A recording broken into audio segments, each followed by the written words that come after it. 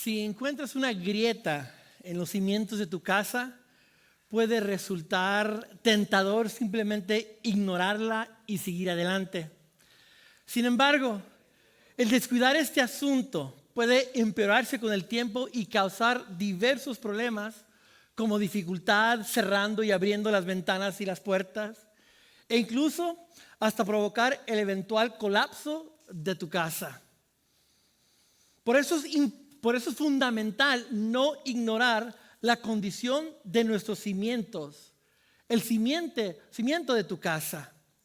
Problemas con los cimientos de tu casa resultarán en grandes dolores de cabezas más adelante. Cuando se trata del tema de la sexualidad, debemos de hacer lo mismo. No debemos ignorar hablar del tema de la sexualidad en la iglesia porque nos incomoda. Como seguidores de Cristo, ya sea que seamos solteros o casados, debemos de tener buenos cimientos, buena enseñanza bíblica en cuanto al tema de la sexualidad. Necesitamos edificar nuestros cimientos sobre la palabra de Dios. Necesitamos abrir la palabra de Dios y descubrir lo que ella dice en cuanto a la sexualidad, para poder construir nuestras vidas, nuestro cimiento sobre la roca firme que es Cristo Jesús. Hoy quiero hablar acerca de la teología de la soltería y la teología del matrimonio. Quiero hablar acerca de lo que Dios dice sobre la soltería y el matrimonio. Vamos a ver en específico estos dos temas en cuanto a la sexualidad. Y el próximo domingo, el último domingo de esta serie, vamos a hablar de la parte cultural del aspecto de la sexualidad, a la luz de la palabra de Dios. Pero hoy abordaremos el tema de la soltería y el matrimonio de acuerdo al punto de vista de la palabra de Dios. ¿Sabes? Lamentablemente, muy a menudo escucho a personas decirme que no son felices. Las personas solteras desearían estar casadas. Los casados desean estar solteros o por lo menos salirse de su matrimonio pésimo e infeliz. Y quizás casarse con alguien más les va a ir mejor, piensan ellos. La vida matrimonial es difícil. La vida soltera es difícil. Mi deseo como pastor y mi esperanza para ti es que vivas gozosamente, contento en Cristo, ya sea que seas soltero o estés casado. Así que veamos primero lo que la Biblia dice acerca de la soltería. Veamos la teología de la soltería. Y lo primero que vemos es que la soltería es un buen regalo de Dios. Es un buen estado en el cual encontrarte. En la cultura de hoy hemos romantizado todo. Hemos romantizado el sexo, hemos romantizado el matrimonio, hemos romantizado el trabajo, hemos romantizado los hijos, hemos romantizado la casa grande. Romantizamos todo y lo vemos plasmado en la película. Y claro, cuando romantizas algo se ve más atractivo y dices, yo quiero eso. Hemos colocado el matrimonio como el ideal para alcanzar más importante de todo. Le decimos a la gente soltera, ya te quedaste para vestir santos. Ya se te pasó el tren, decimos. Y en la iglesia ni se diga, somos peores. Creemos de que el hermano o la hermanita cristiana soltera es deficiente. Se encuentra en un estado aberrante. Creemos que la soltería es estar románticamente insatisfecho. Creemos que la soltería es estar relacionalmente insatisfecho. Creemos que la soltería es un estado de existencia disminuido. Pero hoy quiero invitarte a ver la soltería como algo valioso que encontramos en la palabra de Dios. La soltería es igual de valioso que el matrimonio. Las personas solteras, como las personas casadas, son igualmente bendecidas. Y el estado de la soltería es un buen regalo de Dios. Ahora, déjate digo una realidad. Tarde que temprano, la mayoría de ustedes van a experimentar la soltería. Si estás soltero en esta época porque aún no te has casado, pues eso es tu estado actual. Pero si estás casado, la probabilidad de que tú te mueras antes de que tu cónyuge o la probabilidad de que tú y tu cónyuge se mueran al mismo tiempo no es realista. La realidad es que quizás uno de ustedes va a patalear antes que el otro. Y también, según las estadísticas, el divorcio es un índice muy alto. La posibilidad de quedarte soltero por causa del divorcio es una realidad. Así que tarde que temprano, tú que te encuentras ahorita casado, las estadísticas nos dicen que vas a estar soltero pronto. Bueno, no está tan pronto, ¿verdad? Las estadísticas nos dicen que te va a pasar la soltería. Así que es bueno que escuches lo que Dios dice acerca de la soltería. Y lo primero que vemos es de que es un buen regalo de Dios la soltería porque vemos el maravilloso ejemplo de Jesús. El maravilloso ejemplo de Jesús. Jesús fue soltero y Él vivió una vida plena y abundante sin pecar. Jesús no fue definido ni gobernado por sus impulsos sexuales. Jesús afirmó la soltería como algo bueno. En Mateo capítulo 19, Jesús dijo, pues algunos son eunucos, soltero y célibe, está hablando de eso, por causa del reino de los cielos. Intencionalmente hay gente que escoge la soltería. ¿Por qué qué? Porque quieren ser efectivos para Dios. Quieren servir al Dios al máximo, ¿verdad? El que pueda aceptar esto, que lo acepte. ¿Y cómo lucha la iglesia a aceptar que los solteros tienen un lugar muy importante en la casa de Dios? Los solteros no están quebrados, no están descompuestos. No están deficientes los que escogen soltería, ya sea por vocación o por un tiempo en su vida, o si te llegas a divorciar y estás soltero, o llegas a ser viudo. No estás deficiente si te encuentras en la soltería. Una persona soltera puede vivir una vida plena sin tener relaciones sexuales, tal como lo hizo Jesús. La segunda cosa que vemos acerca de la teología de la soltería es el cambio. El cambio de familia biológica a familia de la iglesia. En el Antiguo Testamento el énfasis era crear una nación biológica, un pueblo de Dios escogido. El énfasis era en multiplicarse. Pero ahora, ojo, el énfasis es la familia espiritual. La metáfora número 1 usada en el Nuevo Testamento para describir la gente de Dios, los cristianos, es la familia espiritual. Esa es la metáfora número 1. Ahora voy a decir algo muy interesante aquí. Hemos enseñado por años, y cuántas veces yo lo he dicho también, que este es el orden de Dios. Dios, mi relación con Él, mi esposa, mis hijos, la iglesia. Y eso es bueno y correcto, pero no es la historia completa. Porque en el orden, según esto, es Dios, mi relación con Él, mi familia espiritual y luego mi familia carnal, mi familia biológica. Y sé que eso choca oír eso, pero mira lo que Jesús dijo en Mateo 12. Cuando le preguntaron acerca de sus discípulos a Jesús, mira lo que Jesús dijo. Cuando le preguntaron acerca de su mamá, ¿dónde está Jesús, tu mamá? Mira lo que Jesús dijo. ¿Quién es mi madre y quiénes son mis hermanos?, replicó Jesús. Señalando a sus discípulos, añadió, aquí tienen a mi madre y a mis hermanos. Aquí están mis hermanos, mi mamá y mis hermanos, ¿verdad? Pues mi hermano, mi hermana y mi madre son los que hacen la voluntad de mi Padre que está en el cielo.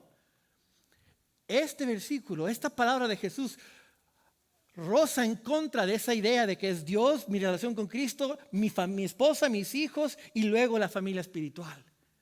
¿Qué hacemos? Es una tensión esto, ¿verdad? Bueno, tú puedes masticar chicle y caminar al mismo tiempo, ¿verdad que sí? Estas no son dos verdades exclusivas, son dos verdades que existen al mismo tiempo. Porque en unos minutitos te voy a enseñar lo que Pablo dice acerca de esto, de lo importante que sí es la soltería a la luz del matrimonio. Después regreso a esto. Entonces, así que hay un cambio del énfasis a la familia biológica a la familia espiritual. Y por último, la teología del sexo nos dice que hay un cambio de la reproducción física a la reproducción espiritual. En Génesis el mandamiento es ir y hacer un montón de escuincles. No, sí, algo así dice en Génesis. Ir, llenen y multipliquen la tierra. Ese es el mandato. Tengan un montón de hijos y llenen la tierra. El mandato de Génesis original. Ese fue el mandato que nos dejó Jesús en la Gran Comisión. Hay un cambio. ¿Y el cambio es qué ahora? Por tanto, vayan y hagan discípulos de todas las naciones. Ya no es un mandato a fuerzas tener que tener hijos biológicos. Ese es el mandato. Llena la tierra. No, ahora es hacer discípulos espirituales. El énfasis cambia en hacer discípulos. Así que esto es lo que vemos en la teología de la soltería.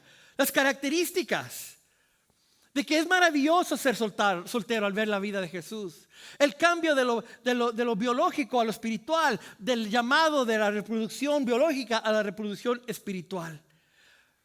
Pero hablemos ahora de las bendiciones de la soltería. ¿Qué nos dice la palabra de Dios acerca del estado de la soltería? ¿Cuáles son las bendiciones que hay que se encuentran en el estado de la soltería? Hablemos de las bendiciones de la soltería. En el principio vemos que la soltería conlleva ciertas bendiciones de acuerdo a la palabra de Dios. Y el apóstol Pablo en el capítulo 7 de Primera de Corintios, ese pasaje es muy importante en cuanto a hablar acerca de la soltería. Primera de Corintios 7. Y mira lo que dice en el versículo 1 Pablo, el apóstol Pablo. En cuanto a las cosas que me escribieron, bueno es para el hombre no tocar mujer. Es decir, Pablo dice, es mejor que no te cases. Esa es la postura del apóstol Pablo. Porque la soltería es buena. Y después en el versículo 7. Sin embargo, yo desearía que todos los hombres fueran como yo, soltero. Es más, 4 veces en el capítulo 7 solamente el apóstol Pablo repite y recalca que él desearía que fuéramos solteros. Es bueno la soltería. 4 veces el apóstol Pablo dice que es bueno el estado de la soltería. ¿Por qué? Porque tiene ciertas bendiciones. ¿Y cuáles son estas bendiciones? Bueno, primero, número 1, los solteros. Los solteros pueden cumplir la misión de Cristo porque el tiempo en la tierra es corto. Es interesante ver cómo el apóstol Pablo, al hablar acerca de la soltería, enfoca la limitación de esta vida terrenal. En el pasaje vemos que el apóstol Pablo apunta de que esta tierra es temporal. Y los solteros, cuando pasen de esta vida temporal a la vida eterna, van a estar más preparados que nosotros los casados. Porque en el cielo no vamos a estar casados. Así que Pablo apunta a la brevedad de la tierra para hablar de la bendición que es estar en el estado de la soltería. El matrimonio trae distracciones de las cuales los solteros están libres. De modo de que ellos pueden dedicarse al ministerio de Cristo, la misión de Cristo. En el versículo 28 del capítulo 7, Pablo dice, déjenme decirles lo siguiente, amados hermanos, el tiempo que queda es muy breve. Hablándole a los solteros.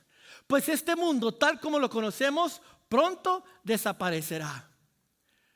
Las personas solteras pueden enfocarse en las cosas de Cristo, porque reconocen que la soltería, el estado de soltero, asemeja lo que viene por delante. Vemos la segunda bendición. Los solteros pueden dedicarse más al misterio de Cristo sin las distracciones adicionales del matrimonio. Nosotros los casados, dice el apóstol Pablo, que tenemos mayores distracciones en comparación a los solteros. Y mira lo que dice en el versículo 28. Verso 28. Pero si te casas, no pecas. Y si una joven se casa, tampoco comete pecado. Sin embargo, los que se casan tendrán que pasar por muchos aprietos. Y yo quiero evitárselos. Así que no te cases.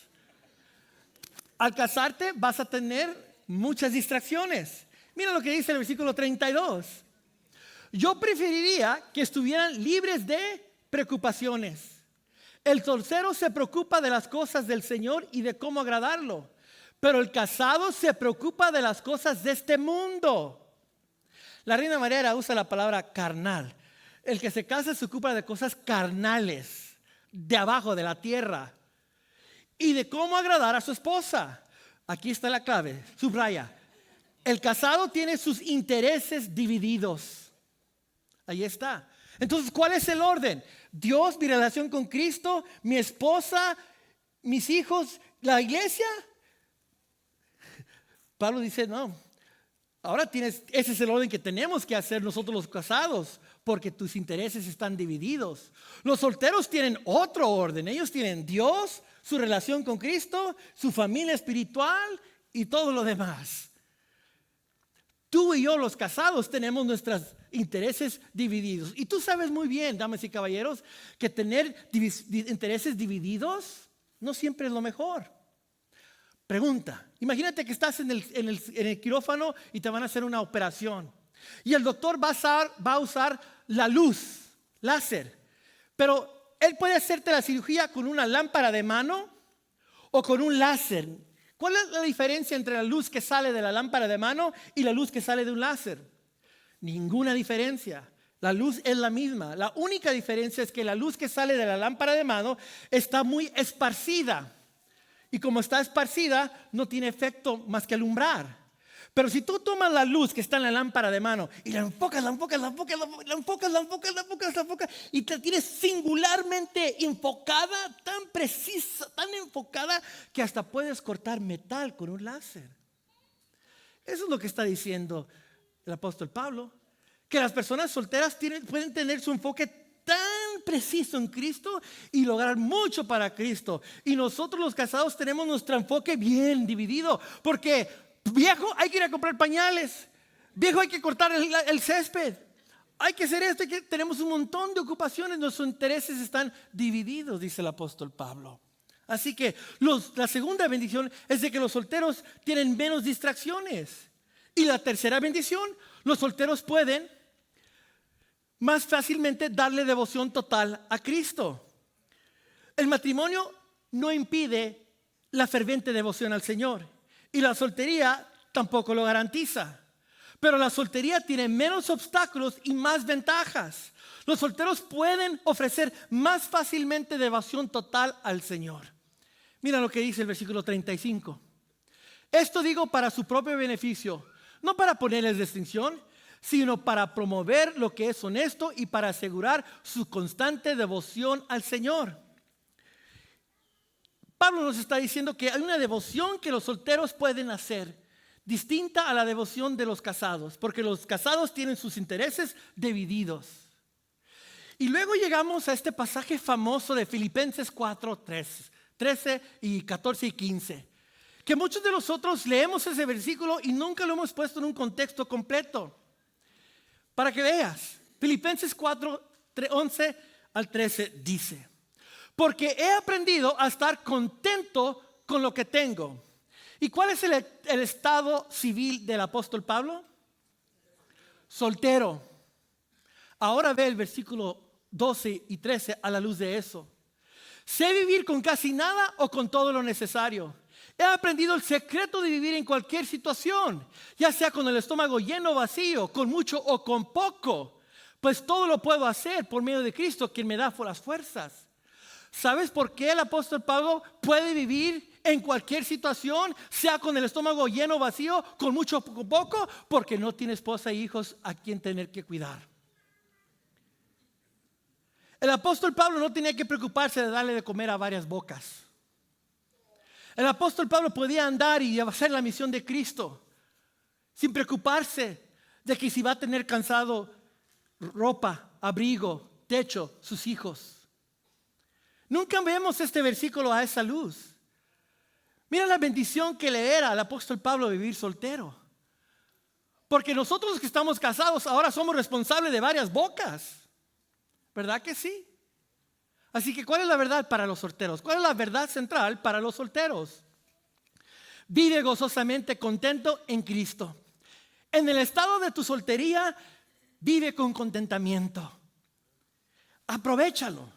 ¿Y cómo se mira en lo práctico, pastor, esto? Deme la parte práctica. ¿Cómo lo aplico? Yo soy soltero en estos momentos en mi vida y ya me habló acerca de cómo las características de la soltería, ya me habló de las bendiciones de la soltería, pero ¿cómo vivo yo gozosamente contento en Cristo en esta etapa de mi vida?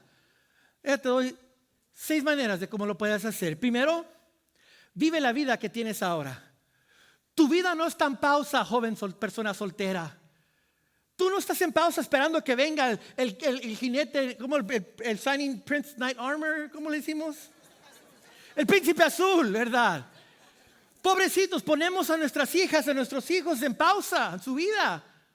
O quizás eres viudo y estás esperando que venga alguien a rescatarte. No esperes. Tu vida no está en pausa, persona soltera. Vive tu vida. Número 2. Haz un inventario de las bendiciones de tu vida. Lo peor que puedes hacer, persona soltera, es comparar. Mira cómo tiene el hermano, su familia. Mira, la hermana tiene su familia. Y yo, mira, no tengo nada. No, ponte a contar las bendiciones que tienes. Porque te aseguro que la persona casada te está viendo a ti diciendo, mira qué bendición tiene la persona. Míralo a él. Yo no sé cuántos de ustedes han hablado con nuestro pastor Jason últimamente, pero él a cada rato está hablando ahora de que se va a España a ser misionero. Y él no tiene que preocuparse de niños y bocas porque es un pastor soltero. Y él puede levantarse y irse. Ahora, todo mundo puede ir a misiones, con niños también, pero no tienes que preocuparte de sacarle pasaportes a 20 hijos, si tienes 20 hijos, ¿verdad? O ropa y maletas. Todo mundo puede ir a misiones. Pero es más fácil para un soltero levantarse y vámonos, ¿verdad? Tercero, busca las amistades piadosas. Puedes tener tu intimidad relacional sin tener que tener sexo. Lo puedes obtener en las relaciones, en las amistades piadosas. Dios diseñó amistades para satisfacer nuestra necesidad de ser conocido y amado. Número 3, no despiertes tus impulsos sexuales. No enciendas esa área porque cuando lo enciendas, después tienes que alimentarlo. Tú puedes, como Jesús, controlar tus impulsos sexuales. Así como Dios nos dio su Espíritu Santo para controlar nuestra lengua y nuestro enojo, el soltero cristiano tiene el Espíritu Santo para ayudarle a controlar su impulso sexual en justicia.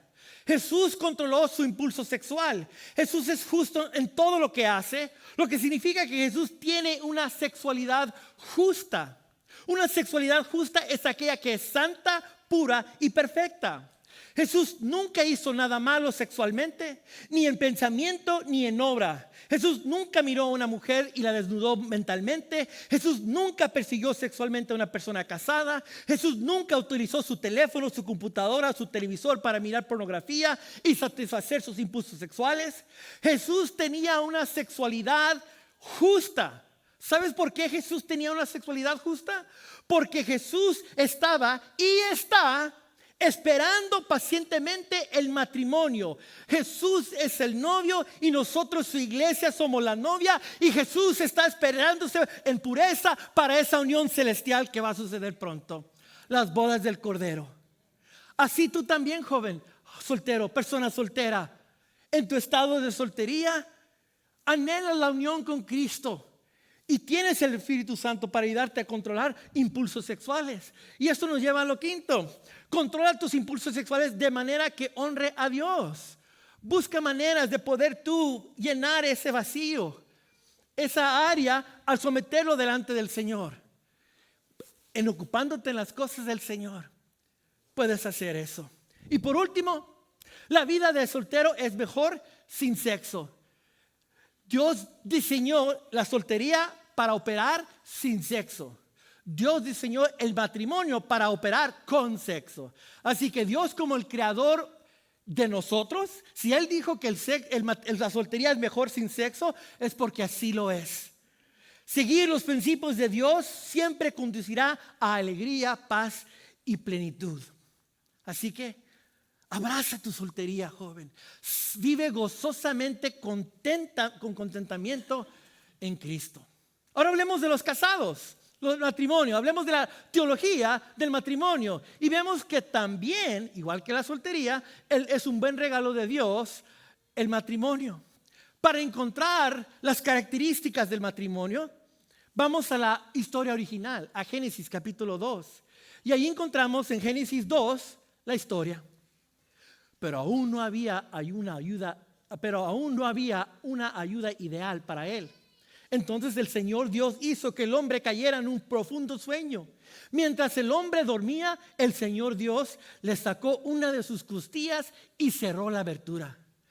¿Será por eso que nos gustan las costillas comerlas? I don't know. ¿Ya es la hora del almuerzo? No. Sigamos. Entonces el Señor Dios hizo de la costilla a una mujer y circula la palabra, la presentó al hombre. Al fin, exclamó el hombre, esta es hueso de mis huesos y carne de mi carne. Ella será llamada mujer porque fue tomada del hombre. Esto explica por qué el hombre deja a su padre y a su madre y se une a su esposa y los dos se convierten en uno solo. De este pasaje extraemos las 3 características del matrimonio. 3 características específicas del matrimonio que nos dicen a ti y a mí por qué es un buen regalo el estado matrimonial. Primero, el matrimonio es permanente. Es un pacto de toda la vida. En el matrimonio, la pareja intercambia sus votos. Un pacto es una promesa que 2 personas se hacen para estar casados hasta que la muerte los separe. Jesús en los evangelios cita a Génesis capítulo 2 cuando le hablaron a él acerca de la permanencia del matrimonio. Y Jesús dijo en Mateo 19 acerca del pacto del matrimonio. Así que ya no son 2, eso viene de la historia de Génesis, sino uno solo. Y aquí está la parte que Jesús le agrega. Por tanto, lo que Dios ha unido, que no lo separe el hombre. El matrimonio es un pacto matrimonial para toda la vida. No solo hasta que ya no puedas llevártela bien, no solo mientras seas feliz, no solo mientras te sientas enamorado de él o de ella. No, es un pacto para toda la vida. Esto significa que no debe de haber divorcio en el matrimonio. Ahora, yo entiendo que a veces, por causa del pecado, el matrimonio es necesario. Y hay razones bíblicas por el cual existe el divorcio. Hay razón bíblica por qué ponerle fin a un matrimonio. Pero ese no es el diseño original de Dios. Dios creó el matrimonio para que fuera para toda la vida. Esa es la primera característica. Es un pacto de toda la vida. Número 2, el matrimonio es exclusivamente fiel a un cónyuge. Es una unión. Es una unión de exclusividad. Dice allí, si regresamos al versículo 22. Entonces el Señor Dios hizo de la costilla a una mujer y la presentó al hombre.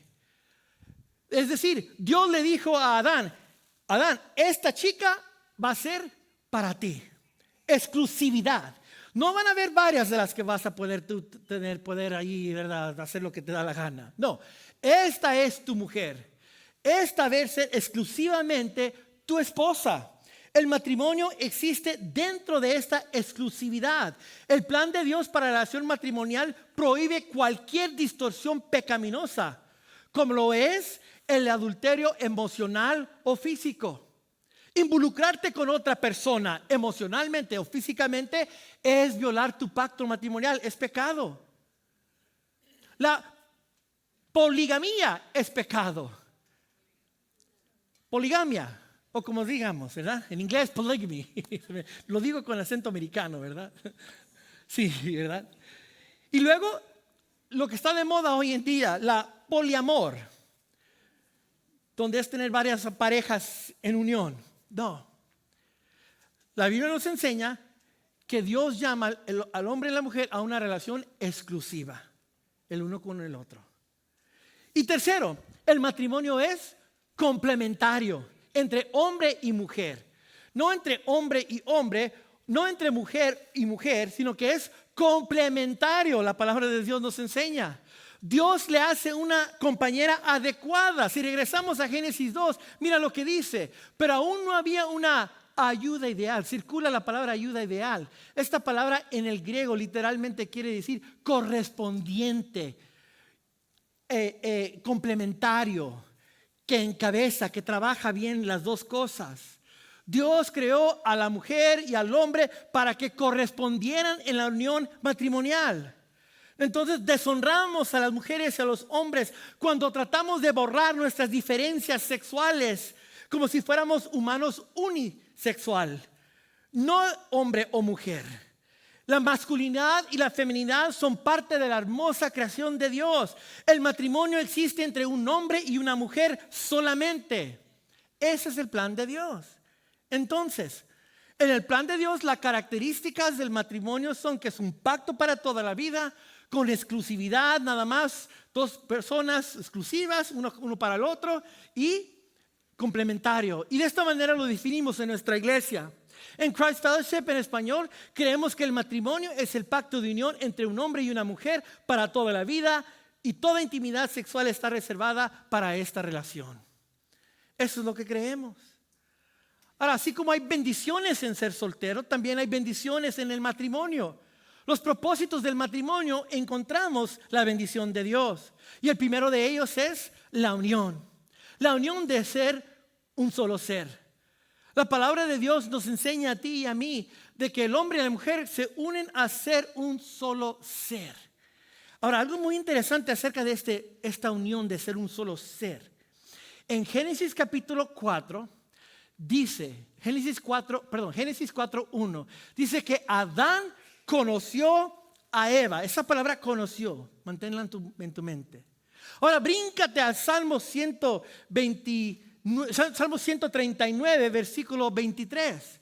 Allí dice el salmista, rey David: examíname, oh Dios, y conoce. Circula la palabra conoce allí en el Salmo. Examíname, oh Dios, y conoce si hay camino de maldad en mí. La misma palabra. En Génesis 4:1, Adán conoció a Eva. En el Salmo 139, examíname, Dios, y conoce mi corazón. Conoce. La palabra hebrea allí para esto, que significa, la palabra hebrea es yadá. Dilo conmigo, yadá. Yadá quiere decir conocer a alguien, intimidad sexual, y conocer a alguien como Dios conoce tu vida íntimamente. Es decir, el sexo en el matrimonio permite una unión como Dios te conoce a ti, con una intimidad transparente y total abierta. Así debe de ser la bendición en la unión matrimonial entre un esposo y una esposa. Es una unión profunda. Es una unión donde el sexo no solamente es un acto físico, sino un acto profundamente íntimo. Muchas parejas confunden las relaciones sexuales con la intimidad. El sexo logra ser edificante en una relación cuando ambos se sienten valorados y conocidos en cada etapa de la relación. Donde el sexo aporta a ser conocido y ser amado. La segunda bendición que encontramos en el matrimonio es la procreación, tener hijos. La procreación, tener hijos. Solamente Dios es el dador de vida. Y Dios invita al hombre y a la mujer a participar en el acto creativo de dar vida, crear el ser humano.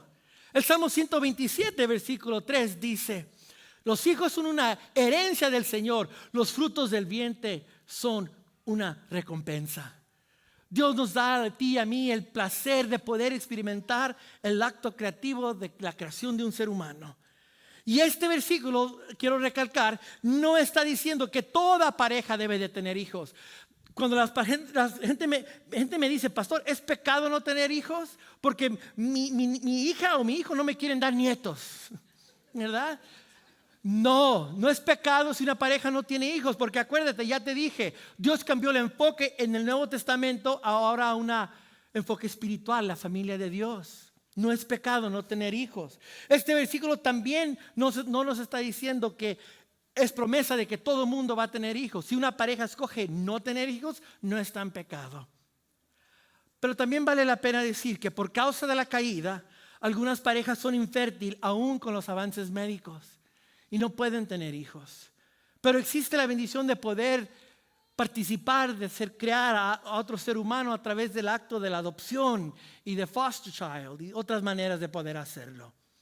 Pero vemos en el matrimonio la bendición de procrear hijos. Tercero, vemos que el matrimonio es placer. Dios creó el placer sexual dentro del matrimonio para que trajera gozo y alegría a la pareja. Dios está lleno de alegría. Dios creó el Edén como un hermoso lugar para disfrutar e hizo nuestros cuerpos para que las parejas casadas encuentren placer en el sexo. Es parte de la creación de Dios. Y Proverbios capítulo 5 dice lo siguiente: que tu esposa sea una fuente de bendición para ti. Alégrate con la esposa de tu juventud. Es una sierva amorosa, una gacela llena de gracia. ¿Cuándo fue la última vez que le dijiste a tu esposa, eres una gacela llena de gracias? ¿Por qué el predicador está diciendo que la gacela es hermosa, como la esposa es hermosa? ¿Has visto una gacela brincar cuando está? Algo así, entonces, ¿no? Enciende el Discovery Channel y vas a ver cómo brincan las gacelas. Que sus pechos te satisfagan siempre, que siempre seas cautivado por su amor. Dios creó el placer sexual para la unión matrimonial. Y por último, mostrar la lealtad.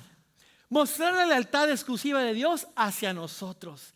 El matrimonio siempre ha sido algo para apuntar al ser humano al amor de Dios. Es más, una vez Dios le dijo a Israel: Israel, te tengo que enseñar una lección muy importante. Así que tú, profeta Oseas, quiero que vayas y te cases con una prostituta. Pero pastor, pero Dios, ¿cómo quieres que me case con una prostituta? Veadlo, Oseas. Y el profeta Oseas va y se casa con una mujer de la calle. Y la mujer de la calle lo abandona con otros hombres. Y Dios le dice a Oseas: ve, búscala otra vez y tráela de regreso. Y Oseas dice: ¿de veras, Dios? Y ahí va Oseas y la busca de segunda vez y la trae de regreso. Y ya en casa ella se inquieta y otra vez se va a buscar otros amores y se va a la calle con otros hombres. Y Dios le dice a Oseas: Oseas, otra vez ve y busca a esa mujer. Y Oseas dice: no, Dios, es una mujer que no puede redimirse. Y Dios le dice: ve y búscala. Y esta vez cuando Oseas encuentra a su marido, a su esposa, ahora la esposa está de venta como esclava. Nadie la quiere comprar porque ya está sin valor. Y Dios le dice a Oseas: Oseas, cómprala de nuevo. Pero es su mujer, no tiene que pagar por ella. Se le fue, la buscó, se le fue, la buscó y ahora está de venta. Y Oseas la compra, la redime y la lleva a casa. Y Dios le dice a Israel: así es mi amor para contigo, que aunque ustedes me fallen en el pacto matrimonial, yo nunca los voy a fallar a ustedes, nunca los voy a abandonar a ustedes. Así es mi amor para contigo. ¿No le das gracias a Dios por ese amor? El matrimonio siempre nos ha apuntado, nos dice: así es como te ama el Señor. Así que aquí está la verdad para ustedes, los casados. Vivan gozosamente contentos en Cristo también. Igual como los solteros, los casados vivan gozosamente contentos en su estado matrimonial. Pero pastor, ya nos enseñó las características del matrimonio y nos enseñó las bendiciones del matrimonio, pero ¿cómo lo aplico, pastor? Pues ahí te va, 5 maneras de aplicar esto que hemos visto para ustedes los casados. Apúntalo. Primero, el sexo debe de ser personal. El sexo siempre es una oportunidad de entrar en el ser de cada uno para convertirse verdaderamente en uno. Es el conocimiento mutuo lo que conduce a una intimidad profunda. Nunca rebajes el valor del acto sexual en tu matrimonio. Es algo que debe ser personal y llevar a la intimidad. Número 2, el sexo debe de ser puro. El sexo debe de ser puro. Ambos miembros de la pareja pueden esperar que el otro asume la responsabilidad de mantenerse libre de pecado sexual. Yesenia, mi esposa, se puede entregar a mí porque ella sabe que yo voy a mantener mi pureza sexual y no voy a contaminar la cama. Yo me puedo entregar a ella completamente porque ella sabe de que yo sé que ella no se va a contaminar y buscar saciarse en otros lados. Así que es mi responsabilidad, es tu responsabilidad mantenerte sexualmente puro para que pueda existir la unión sexual en un matrimonio saludable. Número 3, el sexo debe estar libre de presiones. Aquí, como lo he visto a través de los años. Como pastor en 26 años, yo he escuchado las presiones que la gente pone en el matrimonio sobre su cónyuge. Yo he oído mujeres decirme: pastor, mi esposo me ha violado. Pastor, mi esposa usa el sexo como una herramienta en contra mía, como una arma para pelear. El sexo nunca debe de ser forzado, nunca debe de ser manipulado. El sexo nunca debe de ser por coerción. El sexo nunca debe de ser por amenaza. El sexo es un acto libre de presiones. Número 4, el sexo debe de poner a mi cónyuge en primer lugar. Yo debo de querer servir a mi esposa debe de querer servirme a mí. Yo no busco el acto más sexual para yo primero, no, es al revés, es cómo puedo amarte. Por eso me lavo los dientes, me afeito, me pongo guapo y le digo: ya estoy listo para ti, ¿verdad? Vengo a servirte, ¿verdad? Amén. El sexo consiste, ahora cosa seria, el sexo consiste en considerar los deseos y necesidades de tu cónyuge antes de considerar los tuyos propios. Y por último, el sexo se debe de priorizar. Ambos miembros de la relación desean sexo, aunque sea en diferentes niveles. Los apetitos van a variar. Está bien que varíen. Pero lo que sí debemos de entender que el sexo es una parte vital de todo matrimonio saludable. Entonces, aquí está la verdad central para cada uno de nosotros. Ya todos aquí en este cuarto somos solteros o somos casados, y aquí está: vive gozosamente contento en Cristo. Vive gozosamente contento en Cristo. En la etapa en la que estás, vívelo para Cristo. El próximo domingo vamos a terminar y va a ser un poco delicado. Ven preparado, prepara tu corazón para escuchar lo que vamos a compartir la semana que viene. Pero para hoy es un momento de reflexión y darle gracias a Dios por la soltería y el matrimonio. ¿Me acompañas para orar? Padre, gracias te doy, Señor, por tu palabra. Gracias te doy porque nos has hablado el día de hoy. Gracias te doy porque, Padre, nuestros hermanos y hermanas que son solteros son igual de bendecidos y de importantes como los casados. Y los casados, Padre, te doy gracias por ellos y te pido, Señor, que a ambos, solteros y casados, nos ayudes a vivir gozosamente contentos en Cristo, aprovechando nuestra etapa de vida en la que estamos para honrarte a ti, Señor. Es nuestro deseo y nuestra oración. En el nombre de Jesús. Amén.